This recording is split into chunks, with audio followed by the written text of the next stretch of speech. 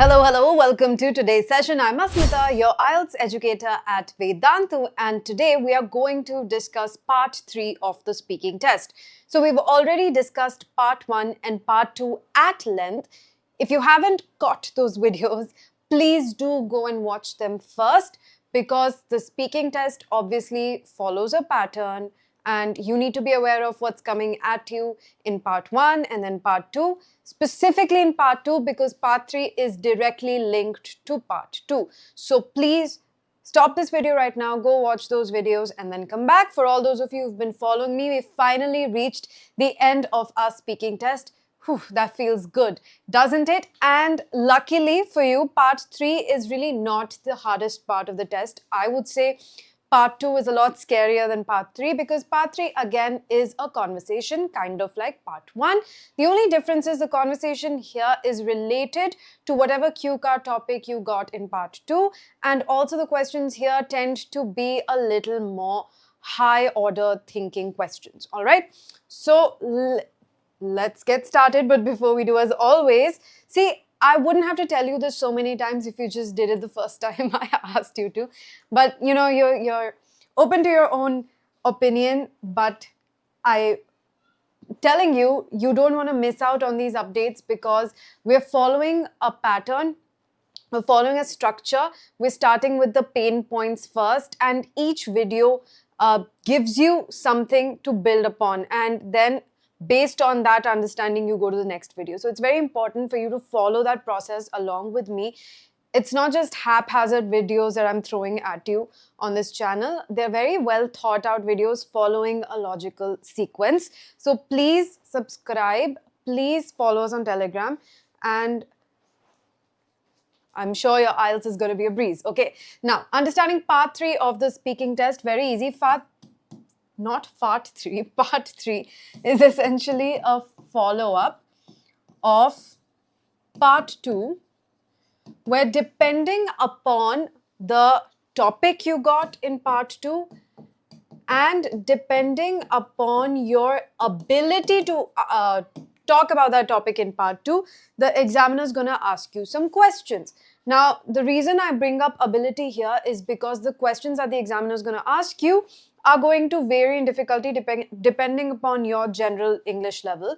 So if you're doing well, the part 3 questions are going to be tougher for you, which you need to take as a good sign. So, you know, we keep looking for indicators during the test. How am I doing? Am I doing fine? What does the examiner think of me? So if you've been doing well in your speaking test, you're going to get tough questions. So that is one indication that the test is going well. Okay, and also depends on the topic. Now, if your luck's really bad and you got a topic that you didn't know much about, chances are the follow-up questions will be easier for you to answer because they'll be more targeted question. When I just tell you to start talking about anything, it could be something as common as, you know, like a water bottle. I tell you to start talking about a water bottle, you might find yourself a little lost. You might not know what to say, and you might have too much information in your head and you can't figure out how to structure it. But if I ask you very specific questions about a water bottle, like, you know, do you like shakers or do you like temperature controlled water bottles? And then you can give me your answer. If I ask you about a color, do you like black bottles or white bottles? You can tell me which one you like, right? So targeted specific questions are just a lot easier to answer, and that applies to everything. So even if you couldn't do well here, speaking about the topic, don't let that affect how part 3 goes, because part 3, even though is linked to part 2, is a different experience, is testing something else. Okay, and here you're going to get a range of questions. They're going to be why questions. Why do you think this is? Can you think of an example of when? La, la, la, la. If this happens, then. So all of these questions not only make you think, but they can have widely ranging answers. So no two people are going to have the same answers for part 3, which is why memorizing templates will not work over here. Now, this is not directly testing your critical thinking skills, but critical thinking is a big part of answering these questions. If you can't think critically, you can't come up with an answer. And to be able to communicate, you need to come up with an answer, right? Words can only come out when there's content in your head. When there are ingredients in your head, that's when you can serve the recipe of what it is you want to say, right? So you need to start thinking critically about general topics, which we've also discussed in the part 2 video, where you need to start becoming a bit more aware and get out of your habit of getting all your information from Instagram Reels.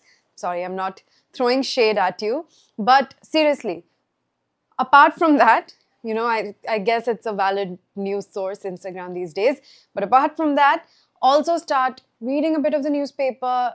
Don't have to get a physical newspaper like your dad. You can find newspapers online. You can find all good major publications. A lot of their good content is not free, but a lot of their free content is good. So don't look for excuses. Don't try and find loopholes.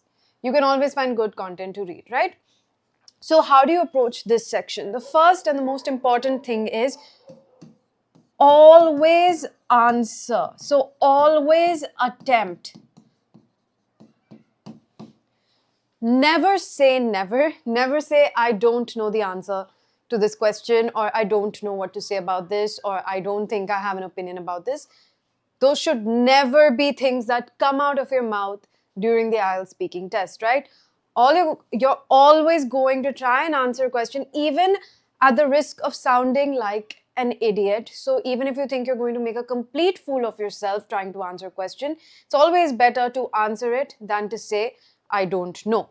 Because chances are, the logic is the same as getting marks for steps in maths.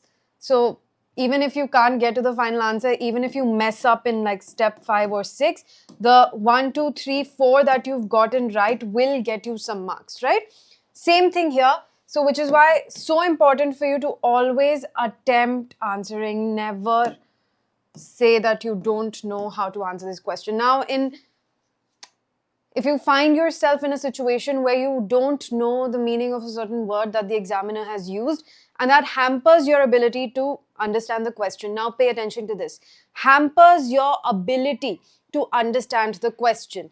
Then you ask for the meaning. Now the reason why I said that twice is because you might not know a certain word that the examiner has said, but you've still understood the question. So if you've understood the basic question, don't ruin your reputation by asking for the meaning of a word, okay? But if not understanding that word affects your ability, hampers your ability to understand the question itself, and then you're at the risk of not answering the question, then please, it's always better to ask for the meaning, but do not abuse this. Don't go around asking for the meaning of every other word, and never ask for the meaning of the entire question. Don't say, can you please explain the question in different words? I don't know what you're saying. Don't say that. Pick out the word that you have trouble understanding and specifically ask for the meaning of that word. So ask for word meanings, but then I am going to write when absolutely necessary, right? So it has to be absolutely necessary, or don't do it, because it's also important for you to sound like you know the English language, right? Next, fillers are okay. So if you're watching a show, the actors have a script, so they know what they're saying. Generally, shows don't waste time on fillers. So you might get the false impression, it's possible, that Americans or Britishers, while speaking, just simply don't hesitate. That's not true. Just like we do when we're talking, take a second here and there to think about what we want to say, so do native English speakers. That is why words like exist, and it's fine to use those fillers. It's absolutely not a problem, okay? So fillers are okay. Not only do they make you sound more like native speakers, they also give you a little bit of time to think, and a well thought out answer will sound better than a very stream of consciousness, random flow of words, babble, babble, babble, okay? So instead of babbling, take a second, take a filler, and then answer. And by fillers, I just don't mean okay. You can also say something along the lines of, that's interesting.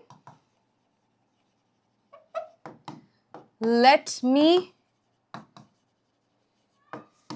think about that for a second. So any variation of this also works. This is also a filler, and this buys you more time. So this definitely works for you. Use this and there can be questions that actually need thinking, that require some sort of critical thinking. Most of these questions, when we see them, you'll realize will be like that. So it's good to actually give a more impressive answer after taking a second to think about what you're going to say. Answering fast, rapidly. So this is not a rapid fire. Answering rapidly is not going to impress the examiner. Answering well is going to impress them. So, no, that's a really interesting question. I'll have to think about that. So now that I think about it, what I feel, so this is a very natural filler that you can definitely use during the test, okay?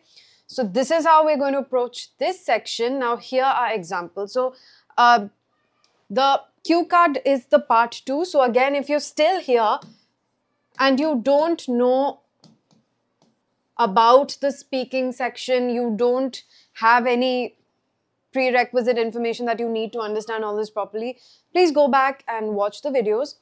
This is the cue card. So if your cue card said, describe a time you did something unexpected, and then you described a time when you did something unexpected, follow-up questions could look something like this. For example, do you think it's important to be spontaneous sometimes? Now here, you can either say yes, you can say no, and you can say depends, right? So this is a do you think question. So now you have to think about this. If you haven't ever thought about this before, you have to think about it. So what can you do? You can either use a quick bridging word, or you can use the filler that I spoke about. Depends on the answer you want to give. So now if you have a stance that's either yes or no, in that case you will use the bridge word. If you want to say either yes or no, then you can use the bridge word. Bridge word would be something like absolutely or absolutely not. But does it make sense to have such a tough stance on this? I'm talking about absolutely not. Like, is it important to be spontaneous sometimes? I can't think of any kind of a personality type that would say absolutely not. So chances are you'll go with something like absolutely for this and you'll stick to yes. So a bridge word could be absolutely, certainly, or you could even put a phrase in there, I do think so. If you want time to think, then again you're, I've never really thought about that, but now that you're asking me, I'm gonna say yes. So you can use something like that, okay? So depending upon how you want to answer the question, choose a starter. Once you've used that starter, then you can give your answer. So, do you think it's important to be spontaneous sometimes? Absolutely, I do think it's important to be spontaneous sometimes because life, regardless of how much we plan, will never go as expected.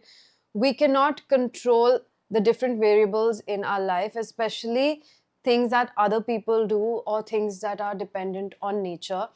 So we should always be ready to spontaneously change the way we feel or think about something and act accordingly. So you can say something along these lines when you want to answer. And you can also take a tougher stance. You can say, I don't just think it's important to be spontaneous sometimes. I think it's important to be spontaneous all the time. There should always be that spontaneity in you, in everything that you do. I think it keeps you fresh, it keeps you active, and it makes you more of a risk taker, which I think is a necessity when it comes to being successful. Or you can even say something like, uh, while I do think it's important being spontaneous, and that helps us see different perspectives, and doing things differently can help us break out of the walls that we've created around us. But being spontaneous does not mean being reckless. And unfortunately, nowadays, I see a lot of people using spontaneity as an excuse for reckless behavior, which is a menace to society. So I've given you 3 different possible answers, but like I said, there are infinite answers to these questions depending upon how you feel, what you think. So memorizing a template is not going to work for part 3 of the speaking test, right? What will work is the structure that you can follow to answer the questions. Give a little bit of a filler, give a bridge word, and answer. When it's your opinion, again, figure out the kind of stance you want to take. Is it a very tough stance? Is it a solid yes or a solid no? Or are you somewhere in the maybe where you agree but you want to give a little caveat along with that? Okay, figure that out for yourself and answer accordingly. Next, how do people usually react when someone does something unexpected? Now here, what the first thing that comes to my mind when I see such a question is, it depends on 2 things: who has done it and what have they done. If it's something positive or is it something negative. So this depends on a lot of factors. So it would be valid for you to list out those factors in this kind of a question. And generally in how questions, there is a lot of scope of, explaining yourself. So you can give longish answers for these how questions. So how do people usually react when someone does something unexpected? So you can say, that really depends on what they've done. If what somebody has done has a positive impact on their own lives and society at large, then people are usually happy about it. They are pleasantly surprised, but they encourage that sort of behavior. But if it's something like acting out, causing trouble, showing your pent-up anger in negative ways, then obviously society looks down upon that. Okay, so you can answer this accordingly. Next, are surprises always a good thing? Then for me, the stance I would take here is no. And how I'd answer this question is, I've never really thought about that, but I am going to go with no. I don't think surprises are always good. Some things should always be discussed and not thrown at you as a surprise randomly. Now, here at this point, can you think of a specific example where a surprise is perhaps not good, where you might want to do some basic like you want to prepare somebody for some kind of news? So if you can think of an example like that, I want you to drop it in the comments. In fact, now we're going to start making the engagement here little more active. Don't want passive engagement. So you're going to give me your answer for this in the comments. All right, I can think of one thing. The one thing that came to my mind first, which is why I said no, is surprising somebody with pets. I think that's a horrible idea because A, you don't know if that person is capable or ready emotionally or financially to take care of a pet. And a pet is not just a thing, it's a living being that needs to be taken care of. So giving pets as surprises is a big no for me. I think that's a recipe for disaster. That's my answer. I want your answer now in the comments.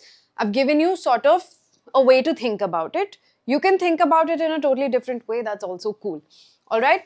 Next, is it better to plan everything or leave room for the unexpected? So here, first I'd like to specify that it really depends from person to person. And every time you have this kind of a question where you have two choices, is it better to do this or is it better to do that? It's always safe to say, it depends from person to person, but then quickly bring it to what you think, right? And then talk about yourself. So I'd say, it really depends on the person and what they're used to doing and what they're more comfortable with. But for me personally, I always leave room for the unexpected, because when you meticulously plan everything and things don't go your way, then there's just a lot more disappointment. If you always at the back of your mind are prepared for things to go awry or something unexpected to happen, then you can deal with the disappointment a lot better. Okay? All right. Next, describe a time you did something unexpected. Now, it's the same cue card. You're like, hey, why are you asking me questions about the same cue card? The reason why I'm doing that is because if you see here, same cue card, different list of questions, right? So, if you thought that each cue card only has certain set of questions or like certain type of questions, then you are wrong. You can have any kind of questions on a follow-up questions on a cue card. So here, do you think people should always plan the activities, or is spontaneity important too? Answers will more or less be the same. They are just worded differently.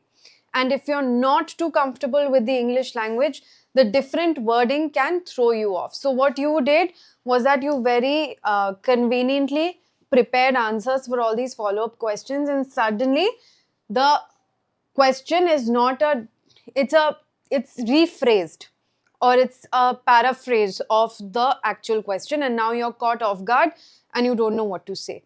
This is why memorization will always fail you. It will never aid you. It will never help you. You need to be prepared to think in any direction when it comes to the cue card topic, and not focus on specific questions that you find online, that you find online from previous tests. Okay, so here, do you think people should always plan their activities, or spontaneity is important too, is very close to this question right here. The answer can be very close to that question here. Why do people sometimes act out of character? The answer is somewhat related to this question over here. Is it easier to be spontaneous when you're young? Now, this is a totally different kind of a question to think about. And the answer to this can be, I do think it is easier to be spontaneous when you're young, because you have a lot less, you don't have as many liabilities and fewer responsibilities. So along those lines, or you can say that I used to think, that used to be my opinion, but I found personally that as I'm getting older, I've become more comfortable with acting spontaneously, because I am more in charge of my decisions. When I was younger, I was under a lot of pressure from family or society, and I was also financially dependent on my parents. So acting spontaneously wasn't really a choice for me. So here we can take two different routes.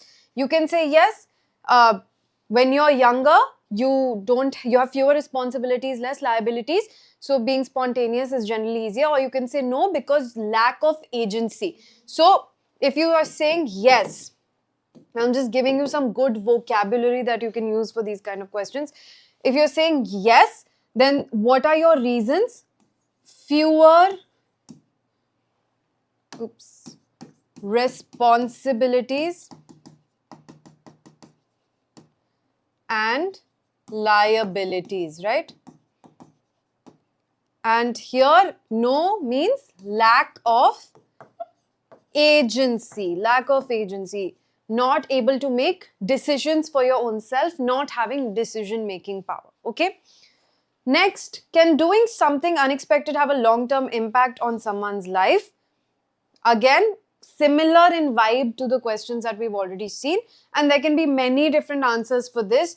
I would say definitely it can have a long-term impact on people's lives, and I can also think of specific examples when something unexpectedly done has had long-term impacts on people's life. Either their lives have been ruined completely or have been made completely. So the way I would answer this question is, I think, that depends a lot on a person's luck. Personally, I've seen examples of this working out well for someone and working out badly for someone as well.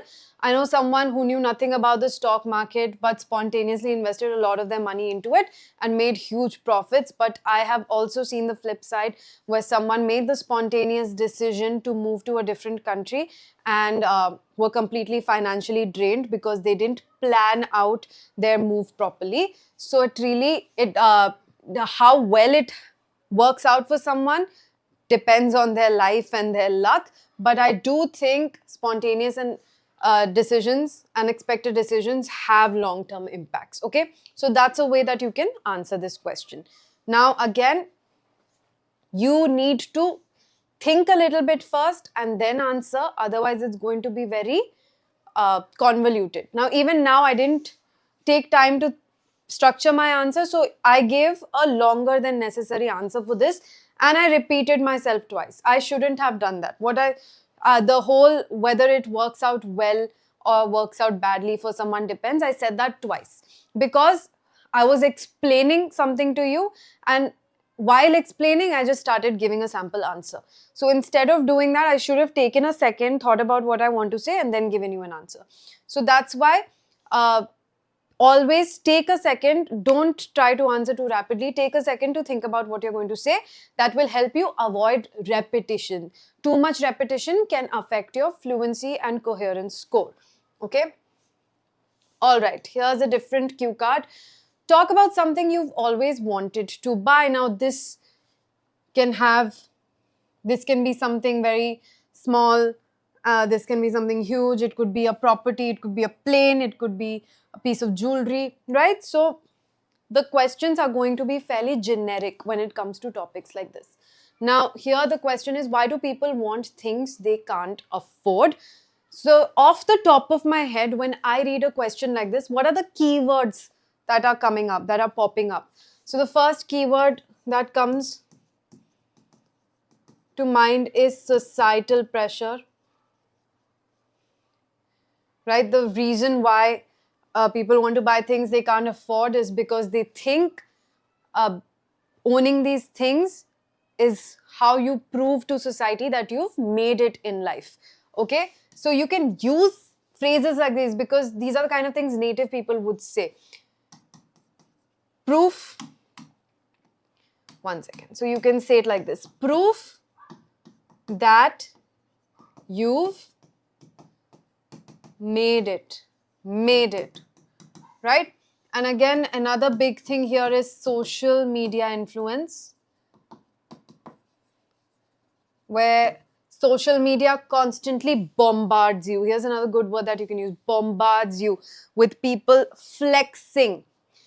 Flexing is another kind of slang, but commonly used native English word that native speakers would generally use in this type of a situation. Flexing means showing off. So social media bombards you with people flexing their new Tesla or new Louis Vuitton bag. So you can throw in some brand names there to simply show that you're aware of international brands and stuff like that. Okay, so these are the keywords that come to my mind. I can use these keywords to easily answer this question. So the reason why, or I think that people always want to buy things they can't afford, because ever since we are children, our definition of making it in life is becoming rich and successful. And when you conflate rich with being successful, the only way for you to show that is through material possession. And even if you don't have money, buying expensive things, even if you have to do it by taking a loan or by even if it puts you in debt, the fact that you own something expensive creates the illusion of being rich and successful. So you can use the word illusion here. The reason why people want to buy things that they can't afford is because it creates an illusion of being rich and successful. So we've answered this question using this one key point. We can answer this question using another key point as well, which is social media influence. So the reason I think people always want to buy things they can't afford is because we spend a lot of our time on social media, and when we constantly see people showing off and flexing the new expensive bag or car or house that they've bought, it sort of manipulates us into believing that we are not that successful in life, and buying things we can't afford will help us seek validation or gain validation from other people if we too post about it. And that's why people end up buying things they can't afford simply to show off and get validation from people on social media, right? So different ways of answering the same question. Now, can you have a completely different approach when it comes to answering this question? Absolutely. If you have a completely different approach, please do drop that in the comments, okay?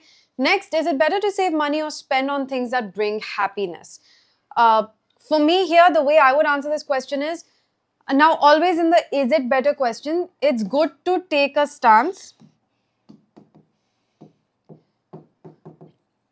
But if you think you can talk about both in a balanced way, that's also fine.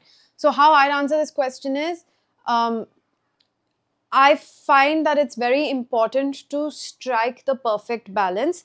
And even though that's hard to do, that's the only way to go about this. We need to save money to be financially sound and secure our future. In this economy, we really can't trust how long we're going to have a job for. So saving is definitely important, but saving shouldn't mean you become miserly, stop living life. At the end of the day, you're working hard, you're earning, so you can live a good life. And if just for the purpose of saving, you completely forget the living part, then the money is not even worth it. What are you really saving for, right? So you can give that sort of an answer. You can take a stance, you can say, no, it's always better to save money because material things shouldn't really, or your happiness shouldn't really depend on material things. That's also a stance you can take. Next, how has online shopping changed people's buying behavior? Now, this is an interesting sort of insight kind of a question where, you know, your observation skills are tested a little bit, or how aware you are about the world around you is tested a little bit. So here, what can you say? How has online shopping changed people's buying behavior? It's made buying, the process of buying, a lot easier, which has led to an increase in impulsive buying. Why? Because of the sheer. So I'm just throwing in some good vocabulary for you here and there, so you can start sort of incorporating this. So the sheer convenience of buying something, you know, even as big as a car, simply by tapping something on your phone, even that's possible these days, right? Although car is still something that you would have to go and test drive and stuff like that, so we can dial it down a notch actually. But anything, even something that you would first make a lot of effort, or you would put a lot of effort into buying, nowadays has become very easy. Technology, a television, a home theater, a couch, a bed, anything is just become too easy for you to purchase it now. And using the word "to," just a little side note over here. The word "to" always has a negative connotation, right? So when I say it's become too easy, I mean it's not good that it has become that easy, right? If I say it's become very easy, that could be in a positive sense, that, you know, the way you've explained this problem to me has made it very easy for me to understand. So that's a positive connotation, but using "to" always a negative connotation. So when you say, you know, online shopping has made buying things too easy for people, and that has led to an increase in impulse buying, because the thing that you're buying is not tangible, it's not in front of you, you can't see it, you can't feel it, you can't touch it. It almost feels like you're not even really putting in your hard-earned money into it, okay? So this is just one way again of thinking about it. Multiple other ways you can answer this question. If you have a good way of answering it, if you think you've impressed yourself with the answer that has popped up in your head, then please do leave that answer in the comments. Okay, next. Do advertisements influence what people want to buy, especially young people? So, again, here, yes and no are the possible directions that you can take. Oops, sorry. So, you can say yes, advertisements definitely influence what people want to buy, especially young and impressionable. So, here you can use the word impressionable. So advertisements do influence young and impressionable minds because they always use their favorite celebrity, and the celebrity endorses a product that they might not even use in real life. They're just getting paid millions of dollars or pounds to advertise something. And young people think that their favorite celebrity or person that they look up to actually uses that product, and that's how they manipulate them into buying something unnecessary. Okay, so that could be an answer you give. You can also say no, advertisements just let you know the features of a product, which is great, but then it's up to you whether or not you have any sort of utility for that product in your life. So we're all intelligent enough to understand that ads are going to try and sound like their products are the best in the world, but we're mature enough to understand that that's not really the case. And even if ads do influence impressionable young minds, they don't really have purchasing power. So at the end of the day, the decision to purchase a product lies with earning members of the family, who are usually adults and who are mature enough to know whether or not they really need a product, right? So these are two different answers again that you can give. Okay, so I've taken you through a lot of sample answers today. We've also added vocabulary in the process that you can start incorporating in your life. So here's what you're going to see. I'm going to give you some questions to think about. Here are some questions, and a lot of them are about the kind of cue cards we've discussed already in the part 2 video.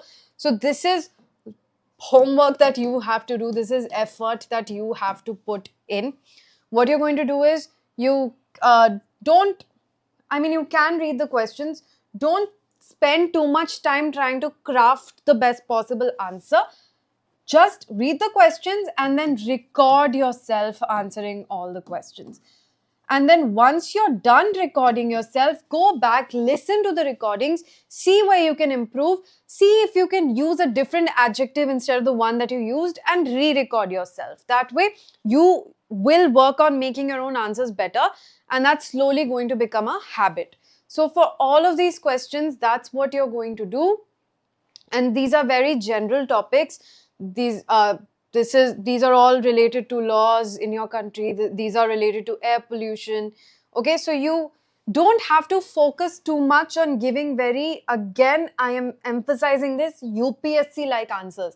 You don't have to give very correct measures to help reduce pollution. You can give very general, very broad measures that everybody would know about. You don't have to be an air pollution policy expert to answer this question, right? So you can give very broad, very general suggestions, as long as you're doing that, keeping the 4 criteria that we spoke about in mind. Okay, so again, you're going to record yourself, go back, even if it takes you 5 tries. Even if it takes you 5 tries to perfect an answer, to be completely happy with an answer, take those 5 tries. It's not going to take that long. How long will it take you to record yourself answering all of these questions? Like 5 minutes max. So the entire exercise is going to take what? 30 minutes max. If you put in sincere effort, it's going to take 30 minutes. If you just do it on the side, like, yeah, okay, fine, I'll get done with this, then you can get done with this entire thing in 15 minutes. So if you can't devote 15 to 30 minutes of your time preparing for the hardest part of the test, then you're not serious about your preparation, right? So this is effort that you have to put in. Just listening to me giving you answers or writing words over here, it's very passive engagement, again, like I said, from your part, and that's not going to help you. That's not going to rewire your brain in any way. What I'm telling you are just steps that you need to follow, things that you need to reference and understand. But until you apply, nothing is going to change. So everything that I'm telling you is necessary. It's very important for you to use and apply. But if you don't do that last step, you don't do that application, you're not going to get better at this. Okay? So please do that. Again, do you think mental tiredness is more difficult to handle than physical tiredness? Again, in a do you think kind of a question, take a stance. Yes, I absolutely do think that mental tiredness is more difficult to handle than physical tiredness, because it's easy to pinpoint why somebody is physically tired. Fatigue, lethargy always has a reason that can be easily diagnosed by a doctor or some blood work and general tests. But when it comes to mental tiredness, you really can't know what it is that's causing the mental tiredness, and that makes it very hard for you to work on it. Also, when you're mentally tired, the amount of effort you want to put into trying to figure out why you're mentally tired itself goes down. So you're stuck in this loop. So I'm just giving you an idea of how you can answer these questions so you don't find yourself completely lost when you try and do this yourself. Okay? Should schools teach both arts and science? What kind of courses are useful for university students? Why do some students dislike studying at school? Are women encouraged to pursue education in your country? See, so much you can talk about over here. And again, here there are so many different facets to this. You can say yes in urban cities. You can say no in rural cities.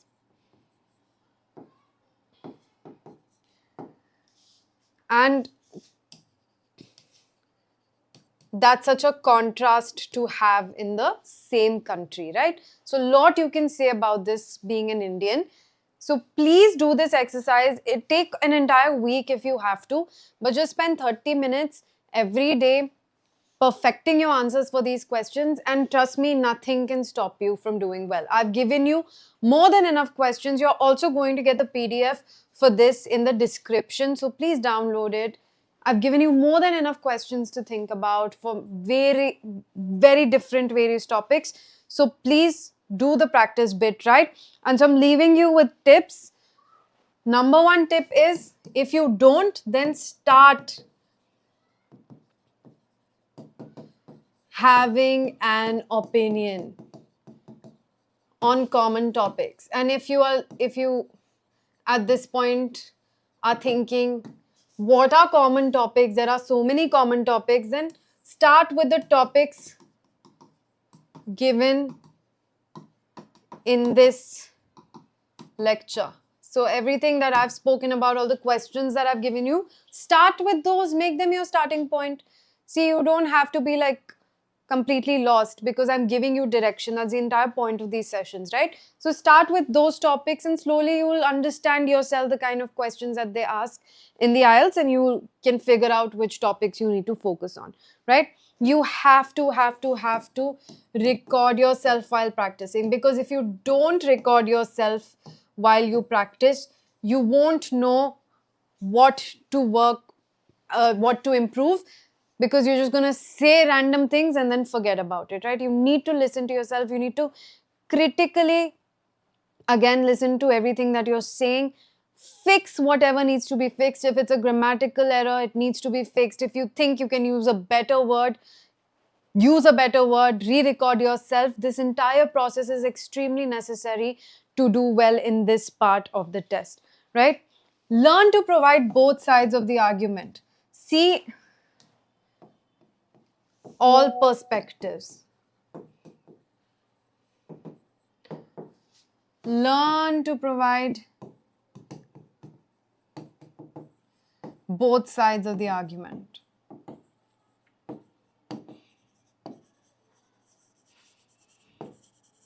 This way, if you don't have enough to say about one thing, you will have more to say about the other thing. And this can totally happen.